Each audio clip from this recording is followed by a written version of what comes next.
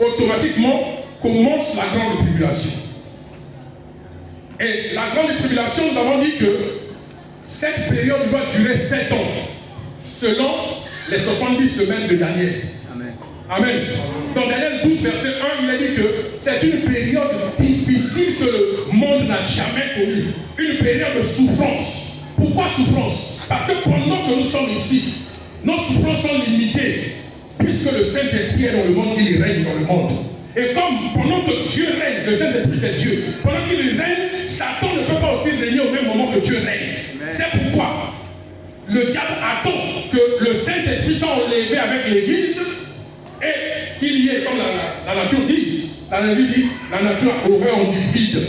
Maintenant que le diable va constater le vide laissé par le Saint-Esprit, c'est là maintenant qu'il va émerger pour commencer à infliger les souffrances non seulement au reste de l'Église, c'est-à-dire ceux qui n'ont pas été des vrais chrétiens, qui sont restés, qui n'ont pas pris part à l'enlèvement. Alléluia. Amen. Est-ce que tu me suis bien? C'est des choses de ta vie. Arrête. Parce que l'Église a souvent tendance à relativiser la parole de Dieu. C'est-à-dire qu'on prend la parole comme quelque chose d'ordinaire. Oh bon, c'est pas une vérité, c'est peut-être des historiettes qu'on entend de raconter. Les gens prennent ça comme les lit-sapots, ce que nous disons là. Mais nous te disons que ce n'est pas le lit-sapot, c'est la vérité qui va se manifester. Amen. Et donc on te prépare à ça. Si tu prends part à l'enlèvement, très bien. Parce que la grande tribulation, tu ne la vivras pas. Mais si tu ne prends pas part à l'enlèvement, c'est-à-dire si tu ne es pas enlevé, parce que même toi déjà depuis qu'on a commencé cet enseignement, le Seigneur a beaucoup rappelé ici aux serviteurs de Dieu dans les songes que l'enlèvement a eu lieu. Il y en a qui sont restés. Alléluia. Mais je ne désire pas que tu restes. Voilà pourquoi il faut que tu comprennes ces choses. Donc, pendant la grande tribulation, elle commence, je vous dis qu'elle commence dès que le Saint-Esprit et l'Église sont enlevés.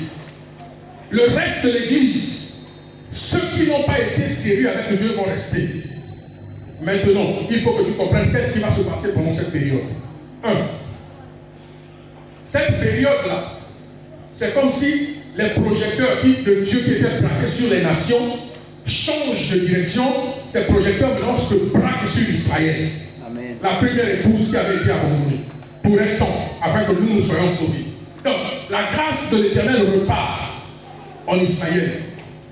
Maintenant, qu'est-ce qui se passe? Du point de vue spirituel ou du point de vue religieux, il y a beaucoup d'événements qui vont se dérouler pendant la période de la tribulation. Ainsi, nous allons imprégner d'abord le côté religieux.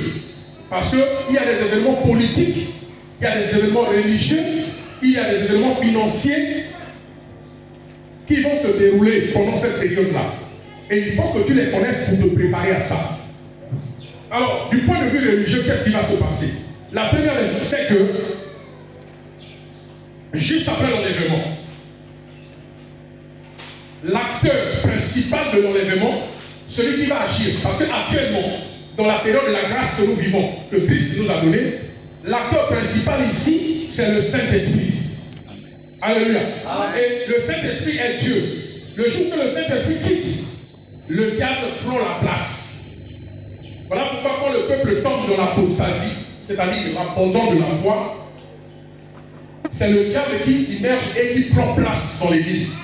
Les églises apostates, les églises qui ont abandonné le chemin de la foi, c'est le diable qui est entré dans cette église-là et qui a pris corps et qui fait les mêmes choses comme Dieu faisait pour vous embrouiller, croyant que non, Dieu est toujours là. Vous allez voir, s'il y avait des gens qui guérissaient, les fous, les miracles se faisaient, les gens vont continuer à guérir, les fous vont guérir, les miracles vont se faire. Mais c'est le diable qui le fait, c'est pas Dieu, parce que vous êtes tombés dans l'apostasie. Et le peuple qui tombe dans l'apostasie, c'est un peuple qui est conscient de son état. Alléluia. J'ai dit l'apostasie, c'est l'abandon de la foi. Quand les gens abandonnent la foi, automatiquement le diable prend place dans leur cœur. Si c'est une église, le diable prend place dans l'église et commence à faire les mêmes choses comme Dieu. Et alors, tu vois, une église apostate, c'est une église qui est dans le péché. Alléluia. Amen. C'est une église qui est dans le péché. Il y a la fornication, il y a l'impudicité, il y a le mensonge, il y a les commérages. Il y a la sorcellerie qui se fait. Vous voyez les sœurs coucher avec les frères dans l'église. Cette église est déjà apostate, le Saint-Esprit ne peut pas être dans ce milieu, c'est un milieu souillé. Alléluia. Amen. Voilà, bien aimé, lisez bien la Bible. Je parlais ce matin-là. Même nos enfants qui vont là pour se soulager, accompagner les enfants. Pour dire que pendant cette période de grande tribulation, elle commence. Nous avons dit que la période, c'est la période du règne de l'Antéchrist. Paul a prêché sur les Antéchrists. Anté, c'est celui qui vient avant Christ. Mais Antichrist, c'est celui qui lutte contre, qui combat le Christ. Donc, c'est deux personnages différents. L'Antéchrist, ils sont nombreux, déjà Paul le dit, ils sont nombreux dans le monde, ceux qui combattent, ceux qui viennent avant Christ avec des fausses révélations. Évidemment, vous allez voir, il y a des faux docteurs aujourd'hui qui enseignent des faussetés au peuple de Dieu. C'est les Antéchrists. Mais l'Antichrist, c'est une personne vivante, qui est même d'ailleurs déjà née, et je ne cesse de le dire, de vous répéter ici. Suivez l'actualité pour que vous compreniez ce que nous disons ici. Parce que même dans la grande tribulation, il y a une partie actualité, l'actualité de ce jour. Pendant que nous vivons. Amen. Nous verrons toutes ces choses. Ce qui se passe en Ukraine là. Je vous ai déjà dit ça, on avait déjà parlé, on va revenir sur ça. Cette période, c'est l'Antichrist. Donc celui qui lutte et qui combat le Christ, qui va paraître. L'Antichrist, c'est un homme vivant qui est né déjà. Et pour votre gouvernement, pour votre information, l'Antichrist est déjà né. Je vous avais déjà dit que, une fois le pasteur nous a dit ici qu'il a vu un enfant au Vatican en plein culte pendant que le pape célébrait, qui a quitté la foule, qui est venu s'asseoir sur son trône. Le trône du pape n'est pas permis à n'importe qui. Alléluia. Si quelqu'un vient s'asseoir, dissimulé parmi la garde, c'est le type le plus gardé de tous les présidents du monde, le pape. Du point de vue de l'actualité, je ne dis pas la parole de Dieu, suivez-moi très bien. Du point de vue de l'actualité, vous savez tous que la guerre entre Israël, les Byzantins et les Arabes, les Byzantins c'est les Israélites, les natifs, que nous appelons les autochtones, ils ont fait la guerre depuis 400 jusqu'à 600. Et les Arabes ont combattu Israël jusqu'à posséder leur terre. Ils ont pris leur terre en otage. Et les enfants d'Israël sont allés en exil partout aux États-Unis, un peu à travers l'Europe, partout. Mais à cette époque, une prophétie d'un serviteur de Dieu était sortie, disant que après 13 siècles, Israël va repartir dans son pays. Amen. Le pays a été vidé parce que les Arabes, les Palestiniens que vous voyez là, ont combattu Israël. Ils les ont vaincus et ils ont pris leur pays en position. C'est comme ça que face à la RDC. La RDC nous combat, ils nous gagnent, ils nous déportent. Ils prennent certaines personnes, ils les amènent. D'autres fuient, ils vont au Gabon, ils vont au Centrafrique et tout. Par rapport à cette guerre, et la RDC s'impose ici. Et la RDC construit. Bon, je vais dire simplement, je vais dire comme la RDC pour que vous compreniez. Donc, les Arabes, c'est comme la RDC, et les enfants d'Israël, c'est comme les Congolais. Et donc, quand les Arabes ont vaincu les enfants d'Israël, ils ont pris possession de leur terre.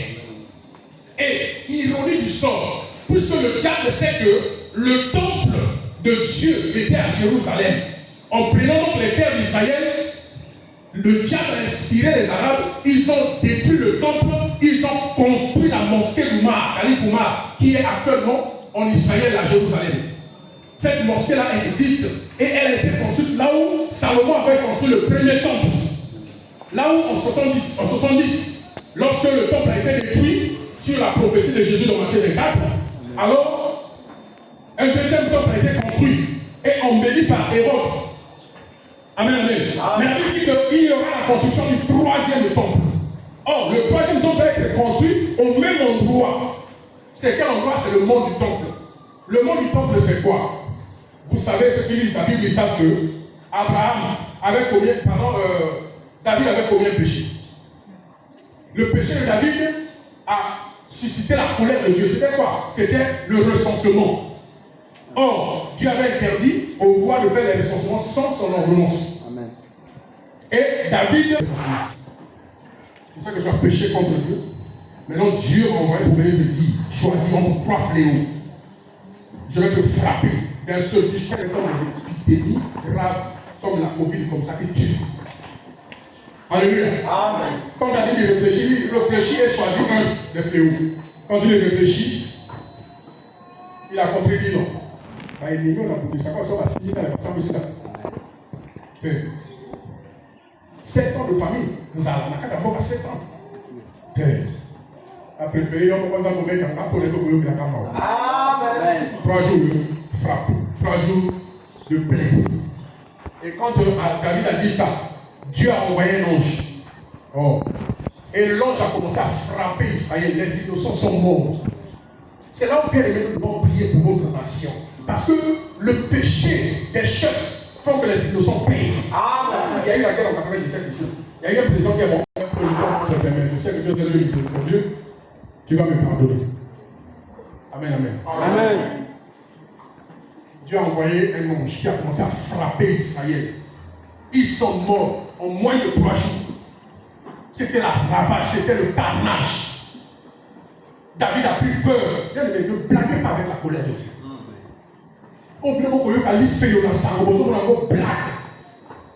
Papa, la colère de Dieu, je l'ai toujours dit, elle est implacable. C'est-à-dire que ça y est, une colère, personne ne peut se lever pour l'arrêter. Olivier, c'est-à-dire que tu veux être préservé de la colère de Dieu. C'est maintenant qu'il faut commencer à être sérieux avec Dieu. Amen. Mon papa pour savoir dire oh non, nous avons trop malade encore avec mon côté. Avant de maman, ça c'est des évangiles du diable. Moi j'appelle ça proposer testament parce qu'on a pensé à un nouveau testament. Maintenant le diable amène le proposer testament. Amen. Il te propose ça et toi tu acceptes. Amen. Parce que tu ne connais pas la parole. David a dit Seigneur, toi-même frappe-moi. Dieu a ravagé Israël. Le 3e jour, quand le prophète arrive, le prophète voit l'ange avec une épée. Vous voyez les catastrophes naturelles là, c'est les anges de Dieu qui les exécutent. Amen. Avec l'épée en main, le prophète a vu à quel niveau? Sur le mont d'Aravna. Donc, c'était une montagne. Là où Abraham était allé faire le sacrifice de son fils. Amen. Et depuis ce jour-là, Dieu a dit à Abraham, sur cette montagne, on évoquera toujours mon nom. Amen. Alléluia. Amen. Et donc, quand le prophète a dit à David, voilà, j'ai vu l'ange de Dieu en train de le frapper. Et quand David tombe sur sa face pour implorer la miséricorde de Dieu, c'est là que le prophète a vu l'image de l'ange.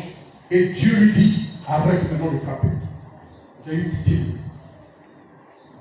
Amen. Amen. Et le prophète a vu l'ange avec l'épée. Mais entre-temps, beaucoup de gens sont morts, des innocents.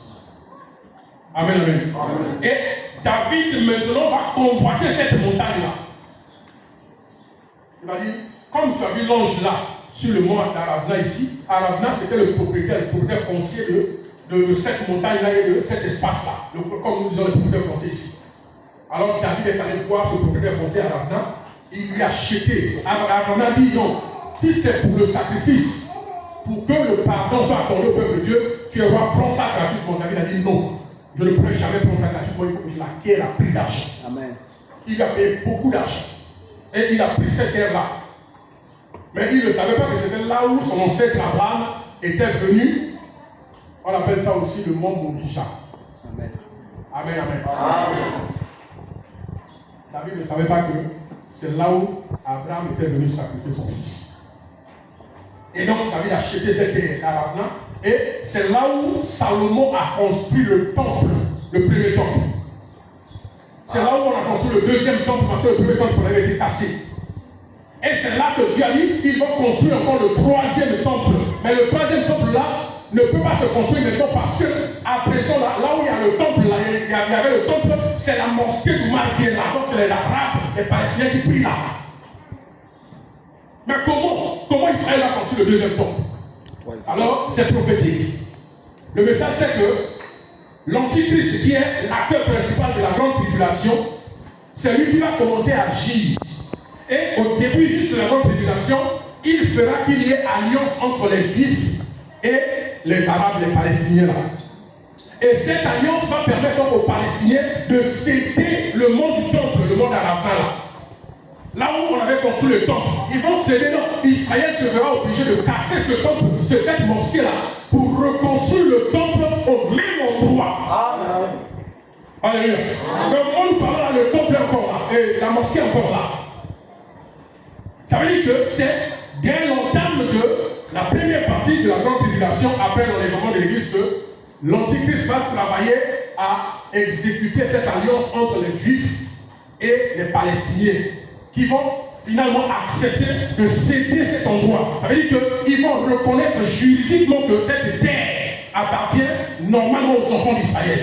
Parce que c'est la propriété de David, n'est-ce pas? Puisque quand tu as acheté auprès d'un propriétaire foncier, ça t'appartient de toi. N'est-ce pas? Alors donc, les Arabes vont reconnaître que oui, c'est David qui avait acheté. Donc comme c'était pour David, et nous sommes accaparés de ça parce que lorsqu'ils ont fait la guerre à Israël, c'est en 648 qu'ils ont construit cette mosquée-là. 648 après Jésus. Amen, amen. En 648, aujourd'hui nous sommes en 2004. Mais en 648, 2024, n'est-ce pas? Voilà. Mais c'est depuis 648 que cette mosquée a été construite. Et une prophétie de l'homme de Dieu est sortie. Il a déclaré qu'après 13 siècles, Israël reviendra dans son pays. Amen, amen. Or, selon nous, 13 siècles, un siècle c'est combien? 100 ans, non? 13 siècles c'est combien? 1300 ans, non? Il n'y a pas de mathématiciens ici. Vous êtes là quand même pour nous aider dans les calculs arithmétiques. Amen. Bon, non, lui, il est physicien. En fait, les mathématiciens, c'est le pasteur Emma et puis, bon. Mais même lui aussi, il est physicien mathématicien. Et puis, il y a des gens de la série C ici.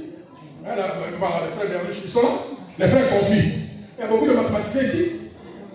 Amen, amen. Donc, si un siècle, c'est 100 ans, 13 siècles, ça veut dire que c'est 1300 ans, n'est-ce pas?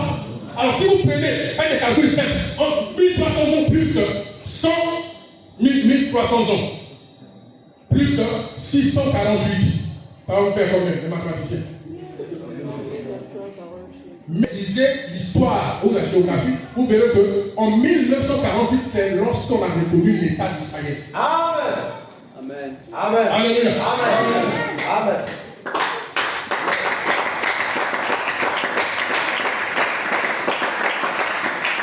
Dans Isaïe chapitre 2, il donne bien encore la précision pour dire que Israël reviendra dans son pays et sera parmi les grandes nations. Israël va siéger parmi les grandes nations. Amen. Et les grandes nations de ce monde siègent où? Hein? J'ai entendu une réponse ici, à l'ONU. N'est-ce pas? Vous voyez que Daniel avait déjà prophétisé l'ONU. Amen. On a aimé que le Seigneur nous reste pas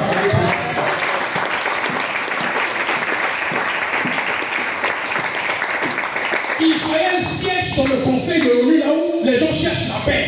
Amen. Voilà pourquoi Jésus a dit, la Bible dit que lorsqu'on dira paix, une brune et soudaine vous surprendra. Mais Jésus a dit quoi? Il dit je vous donne ma paix, je vous laisse ma paix, je ne vous la donne pas comme le monde vous la donne. Parce que la paix de Christ est différente de la paix recherchée dans ce monde. Amen. Si les gens avaient compris qu'au niveau de l'ONU, on devait implorer le Dieu de paix, le Yahweh Shalom, il allait donner la vraie paix avec le monde. Mais comme c'est la paix selon les hommes, vous voyez que cette paix-là est compromise. Amen. Elle n'est jamais réelle. Amen. Bien que les gens siègent là-bas. Et donc, avant même qu'Israël ne s'exile, et avant que l'Israël ne revienne, parce qu'il y a une prophétie qui disait que Israël devait revenir sur les ailes de l'aigle. Or, les ailes de l'aigle, Daniel le prophète prophétisait l'avion, parce qu'à cette époque-là, il n'y avait pas encore l'avion. Amen. L'aile de l'aigle qui a ramené les enfants d'Israël de leur territoire, c'est des avions. Amen. Et Daniel prophétisait ça. Mais il n'y avait pas encore d'avion à cette époque-là. Amen. Daniel prophétisait ça, il n'y avait pas encore l'ONU, là où les gens siègent pour rechercher la paix à travers le monde. Et Israël est membre. Amen. Mais les Congolais ne sont jamais membres là-bas. Quand on exerce le veto là-bas, le Congo ne fait que subir. Avec les désignations, vous subissez seulement les décisions que les autres prennent. Amen. Amen, amen. Voilà pourquoi l'ONU qui se passe pour une institution mondiale. Je vais vous expliquer cela quand vous allez dans l'Apocalypse. Vous verrez que la bête, quand j'explique les choses de la bête, la bête qui monte de la Bible, la Bible dit qu'il a les pieds d'un léopard. Et donc, il a le corps du léopard, il a les pieds d'un ours et il y a la gueule du lion. Amen. N'est-ce pas? Et qu'est-ce que je vous ai révélé sur les totems? Le lion, c'est quel totem? Le totem de l'Angleterre, c'est le lion. Quand vous voyez le Premier ministre faire son discours là, sur sa chair là, il y a le lion, parce que c'est leur totem. Et chaque pays peut être le totem de sa nation. Amen, amen. Et ces totems-là, je vais vous expliquer ça. On va avoir peut-être de l'occasion de donner le communiqué ici. On va avoir un séminaire à la fin de ce mois-ci sur la délivrance. C'est là que je vais vous expliquer le mystère des totems. Amen, amen. Amen. Les totems-là, je vous avais déjà dit que lorsque vous voyez le pape, il a des choses qu'on appelle des armes. C'est-à-dire que son habillement, c'est des armes. Et l'une des armes, c'est la tiare. La tiare, les serviteurs de Dieu dans l'Ancien Testament portaient la tiare. Amen. Un chapeau long comme ça. Amen. Et sur la tiare du pape, il y a 3 cercles. 1, 2, 3. Et ces cercles-là ont leur signification. Le premier cercle, c'est la puissance céleste, la puissance du ciel, la puissance aérienne. Amen, amen. Amen. Le deuxième cercle, c'est la puissance terrestre. Et le troisième cercle, c'est la puissance marine. La puissance marine, en fait, ce qu'il faut dire. Amen, amen. Et si vous voyez que le monde entier ici est gouverné par ces 3 puissances. Amen. La puissance de l'air, qui est symbolisée par les plumes. Et lorsque je vous ai parlé des États-Unis, où le totem c'est l'aigle, vous savez que l'aigle a des plumes, non? Amen. Donc ils utilisent la puissance de l'air. Alléluia. Amen. Amen. Le Congo, vous, c'est l'éléphant. Hein? Vous voyez dans vos emblèmes là, il y a l'éléphant. Dans les armoires, il n'y a pas d'éléphant. C'est votre totem, l'éléphant. Voyez-vous? Mais l'éléphant est caractérisé par les plumes, les poils. Ça veut dire que c'est la puissance terrestre que vous utilisez. Mais il associe dans les armoires. Ce que vous voyez là, ça parle. Amen. Amen, amen. Amen. Vous avez les léopards. Leur totem, c'était le lion, le léopard. Le léopard a des poils, non? C'est la puissance terrestre qu'ils utilisaient. Amen. Amen. Il y en a qui utilisent le caïman. Mais le caïman, c'est quoi? C'est les écailles. C'est la puissance des eaux. Amen, amen. Et tout ça là, c'est sur la tiare qui symbolise toutes ces choses. Donc, le monde aujourd'hui est géré par ces 3 puissances, mis à part la puissance de Dieu. Donc, la puissance de Satan se manifeste sur ces 3 sphères. Et la terre, c'est le lieu d'exécution, c'est le lieu où toutes ces forces-là se manifestent. Sur la terre, parce que l'homme est possesseur de la terre. Et comme le diable est toujours manifeste la haine contre l'homme, parce que depuis la création, il avait voulu que ce soit lui, en tant que Lucifer, qui vient de gouverner le nouveau monde que Dieu avait créé. Mais il est surpris que Dieu envoie un être moins fort que lui, moins puissant que lui, moins intelligent que lui. Et la Bible dit malheur à la terre parce que le diable est tombé sur vous, est tombé vers vous. Amen. Et lorsqu'il vient, c'est pour nous faire la guerre aux hommes. Et comme il cherche ces 3 puissances, toutes ces puissances-là, il les manifeste sur la terre là où les hommes vivent. Alléluia. Amen. Bref, c'est une parenthèse. 13 siècles, Israël est devenu dans sa nation. En 1948, Israël est reconnu nation. La prophétie s'est accomplie. Et Israël siège aujourd'hui dans le conseil de l'ONU. Amen, amen. Amen. La grande tribulation. Donc, après avoir scellé l'alliance entre les Byzantins et les Arabes, c'est-à-dire les Israélites et les Arabes, alors les Arabes vont donc céder, ils vont reconnaître que le mont du temple, c'est une propriété à part entière d'Israël par son grand-père David qui avait acheté, qui avait acquis cela avec de l'argent. Amen. C'est comme aussi aujourd'hui, non? Les fils, les petits-fils, les propriétaires fonciers, ils ne réclament pas leur bien. Amen. Oh. Amen. Ce que je dis est faux. Il y a des gens qui sont morts ici, au état de l'eau, il y a des petits-fils qui sont là. Les grands, les propriétaires sont morts. Et les petits-fils réclament leur héritage, n'est-ce pas? Amen. Israël aussi est en train de réclamer son héritage. Les Palestiniens doivent partir parce que ce n'est pas leur terre. Amen. Alors, quand ils vont céder la terre, les Juifs vont commencer à reconstruire. Et je vous ai déjà dit que la construction du 3e temple fera 3 ans et demi. Et donc c'est pendant les 3 ans et demi là qu'Israël est en train de construire le temple. Alors Dieu va maintenant envoyer ces 2 oliviers qui sont les témoins. La Bible dit qu'ils se tiennent devant Dieu. Je vous avais dit que les branhamistes disent que c'est Élie et Moïse. Pourquoi? Parce qu'on a dit ici que l'église ne tombe pas dans le piège parce que le frère Branham a trompé beaucoup de ses frères en débutant des mensonges. Amen, amen. La Bible dit qu'Élie doit revenir 5 fois. Et nous avons vu Élie revenir. C'est vrai, donc ça veut dire qu'Élie va revenir pour la dernière fois. Ça, c'est juste parce que la Bible a prouvé. Mais le deuxième témoin, ce n'est pas forcément Moïse. Parce que Dieu a la puissance d'opérer par n'importe qui les mêmes choses.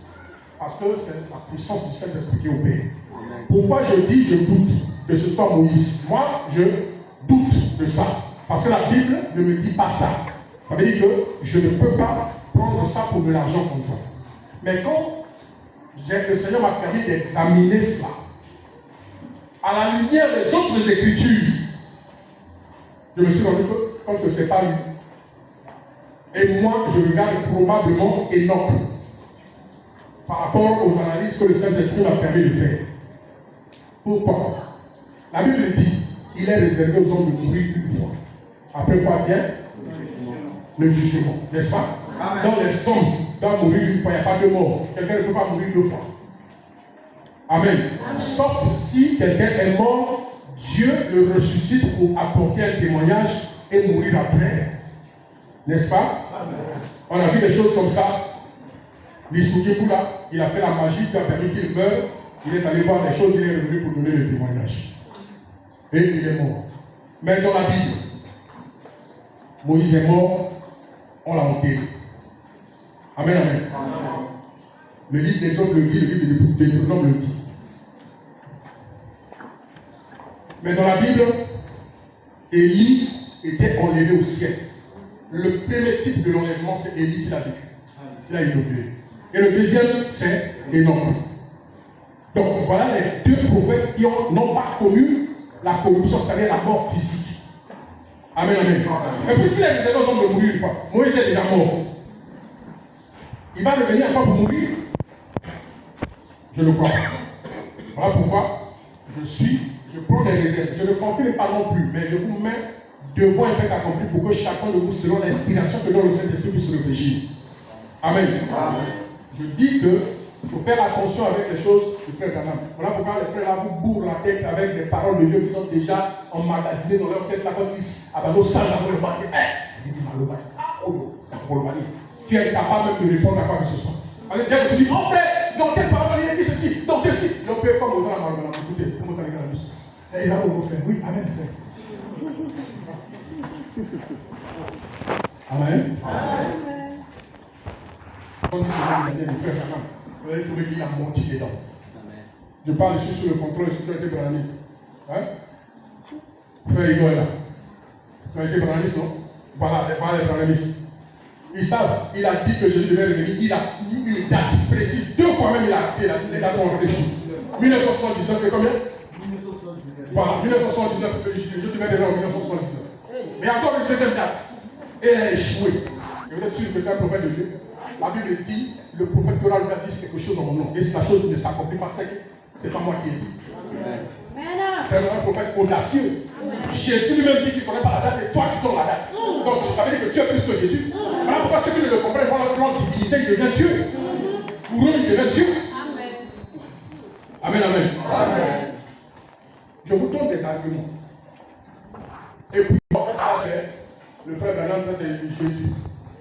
Moi j'ai demandé un jour à un frère, taximan, petit frère, oh non, ça va Jésus, il a dit, yo, il a Jésus. Oh non, frère Branham, il t'a menti. Je vous dis la vérité.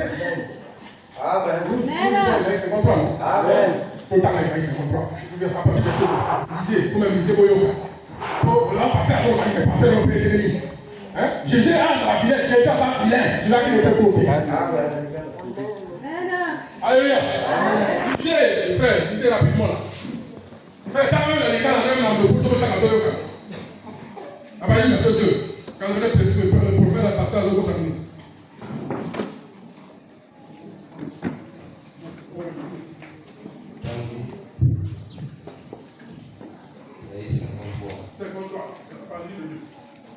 À partir de verset 2. Tutaenda kumbo na Yesu Kristo. Amen.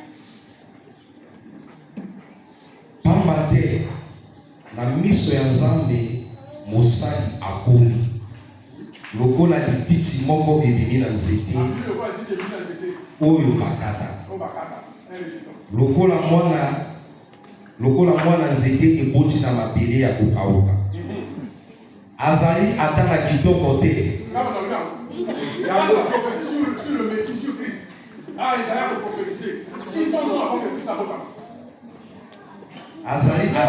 azali ata na kitoko te mpe na lokumu te oyo ekoki kobenda bato kitoko akobenda bato ya te parce que quelqu'un qui est un peu attire toujours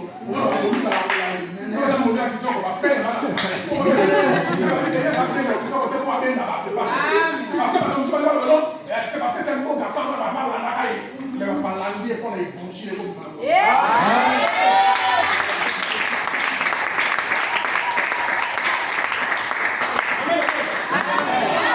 beauté de Christ, c'est cette beauté spirituelle là qu'il a présenté les gens à nous. Mais ce n'est pas la beauté physique. C'est ça, frère. Yango wana topesaki ye kilote. Yango bakopesaki ye kilote. Azalaki kutu komonana ata te. Azalaki komonana nebe ata te. Po tosepela kotala ye. Po tosepela kotala ye. Motanto batala ye.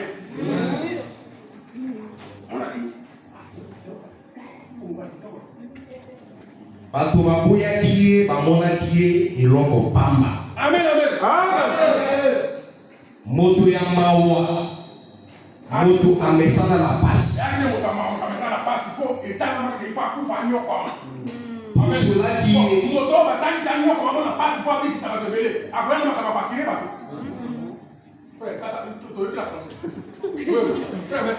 il a grandi devant lui comme une jeune plante, comme un végétal qui sort d'une terre desséchée. Voilà. Il n'avait ni beauté, ni splendeur, propre à attirer nos regards. Et son aspect n'avait rien pour nous plaire. Méprisé et délaissé par les hommes. Homme de douleur, habitué à la souffrance. Il était pareil à celui face auquel on détourne la tête. On détourne la tête, on a besoin de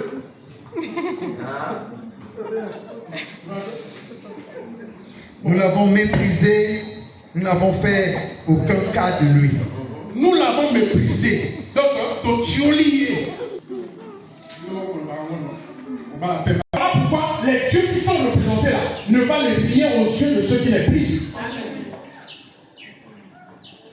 Voilà pourquoi l'une des raisons, j'ai écrit ça dans le livre, l'une des raisons où Zambabou va représenter, c'est ça. Parce que quand on représenter lui, ça veut dire que ça devient l'ouvrage de tes mains ou ça devient l'ouvrage de ta propre conscience. C'est-à-dire qu'une création, une égrégore, on appelle ça les égrégores, c'est-à-dire qu'au moment où on est à créer, il y a le droit à créer une image à ma marine à Catholique. Donc, pour ne pas bloquer une mécanisme, pour que oui, ma marine est yoyo. Donc, ça me l'a dit, c'est égrégores. Mais Dieu a dit que, pour ça, les égrégores dans les étés, nous étions à 4 ensemble, on va la créer à 4 ensemble. Nous avons un morceau, on y a ici, on va mettre ça là-bas, on va Bibilia. Amen. Nous avons aussi, au taille à nos pestiférés, on va mettre ça dans l'ensemble. Maintenant, nous sommes tous ensemble, on va faire avant de faire pour les papas, ensemble, nous avons fait des possibilités. Alors, on va attaquer, comment tu fais que tu pries jusqu'à aller prier quelque chose de comme ça que toi-même tu as fabriqué. Toi, on va dire ça pour nous. Le diable a humilié la pensée. Le diable a séduit les hommes. Donc même une petite réalité qu'il faut comprendre par la conscience humaine, on est capable de la comprendre parce que l'esprit est déjà doublé par le démon. C'est les égrégores. L'égrégore, c'est un Dieu imaginé. Et l'objectif que le diable affecte à cet égrégore-là, c'est pour limiter ta conscience, pour que tu regardes Dieu comme la chose. Or, Dieu n'est pas cette chose-là. Dieu est au-delà de la chose. Mais pour ne pas que tu accèdes à la connaissance majeure de Dieu, à la connaissance supérieure de Dieu, cette chose te limite à voir Dieu comme la chose-là. Donc tu es limité et tu es plus bas que la connaissance que le Saint-Esprit accorde sur Dieu. Donc, et là, quand ils ont bougé les autres matin, alors Dieu peut limiter ça à bouger à terre au matin. Maintenant, Nicolas, pour que ça m'appelle, Ceux qui ont lu le témoignage de Rebecca, il a bien expliqué, lui, dans cette statue-là, le diable met désormais un démon là, comme il dit au Sambéa, à saluer au miracle. Mais c'est des faux miracles que vous voyez aujourd'hui, les faux prophètes. Quand vous voyez au Sambéa, le bien, il va m'amener, il nous passe, Sambéa pour la gagne. Quelques heures, il vous ici. Mais il y a le rôle du Boumouno aussi à dire affaire. Azui passe à mon tour, il y a passé par les affaires, à zone séparée. Mais on te donne du Boumouno ici. Il y a comme une définition. Amen. Mais tant que vous êtes au centre, sur le centre, il y a un horaire à mon tour à la Sigoyo. Alors, vous êtes au centre à dire, bien aimé, et bien aimé amour. Alors, il y a pas ça, il y a un frère Jersey. Et ensuite, passe une situation qui s'accade d'ailleurs, comme ma colonne de monstre. Mais comme le dit que Kuna Maria Sarabita, on sent du soukuna, Maria, à l'envoyer on a ma colonne, après ça, on nous a dit, on s'est dit. Voilà comment ils se chouent de ces gens-là. Amen. Amen. Amen. Donc, bien aimé, j'étais en train de dire qu'il faut faire attention. Les gens où il y a des faux docteurs qui montent. Et si tu n'as pas la connaissance de la parole de Dieu, tu vas faire le crash. Amen. Tu vas te laisser en politique. Amen, amen. Amen. Alors donc, vous voyez comment le frère Branham, il ment, il trompe les gens pour prendre ce monsieur-là pour donner au nom et à Jésus. Je lui ai demandé, ça, qu'est-ce qu'il y a derrière le nom, la colonne de feu. Frère, la tâche dans la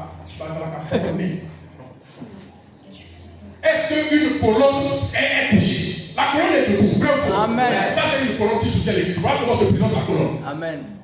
Amen. Amen. Donc, et l'homme, il dit, la colonne de feu. Comment on a taillé mon corps? La colonne est debout. Amen. Et à qui colonne la colonne?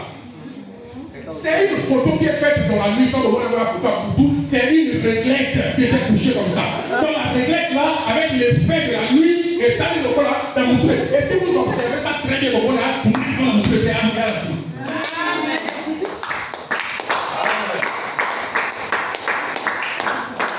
Amen, amen. Amen. Voilà. Oui, mon dos. Quand on a besoin de ma femme, c'est parce qu'il y a un temps qui est là. Je te conseille, si on va attendre autant qu'on va dire, tu vas découvrir les fautes. C'est là où lui s'est inspiré les 70 semaines de Daniel pour que, à Thomas, il a connaissé, l'écriture a s'inspiré à 70 semaines de Daniel. Je vous avais dit que les 7 sages de l'église que lui il a écrit, moi j'ai lu ça. Mais il a copié dans le livre du docteur Larkin. Le docteur Larkin avait parlé, c'était le premier à parler de cette lettre que Dieu a écrite aux églises d'Asie.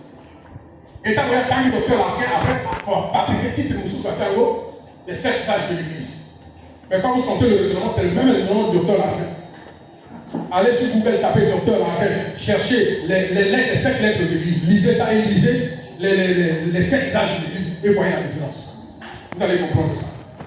Amen, amen. Amen. Voilà. Moi, je l'ai lu. La sémence du serpent, les 70 semaines de l'année, les 7 sages de l'église, la parole parlée, la sémence du serpent, c'est des faussetés. La sémence du serpent, lui au nom, le moment où il va y avoir un rapport sexuel. Par exemple, quand Dieu a parlé de rapport sexuel, il te dit ouvert contre les rapports sexuels. Amen. Bon, moi je leur pose la question, qui où au moment où il va y avoir un rapport sexuel. Parce qu'il faut même le pire, juste à dire que moi, la cahier, c'était l'enfant du diable, il s'est mis à ça. C'est pas. On va pas prendre la couleur du cœur.